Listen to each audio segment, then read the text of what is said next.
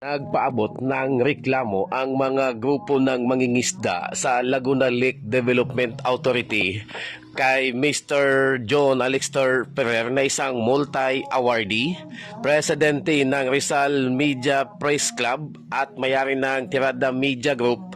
Reklamo ng mangingisda kabayan, apektado ang kanilang kabuhayan sa pangingisda dahil sa patuloy na pagtatambak ng mga lupa at pagtatayo ng mga squatter sa area ng Laguna Lake Development Authority. Panawagan pa ni Mr. John Alexter Ferrer si bakin sana ni Pangulong Bongbong Marcos ang empleyado ng LLDA na hindi kumilos para protektahan ang mga mangingisda sa Laguna Lake Development Authority.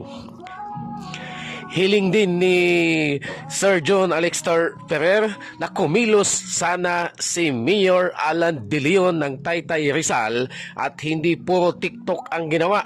Bigyan ng aksyon at proteksyon ang mangingisda at hindi dapat pahintulutan ang patuloy na pagtambak ng mga lupa at pagtatayo ng mga squatter sa Laguna Lake Development Authority sa may area ng Rizal.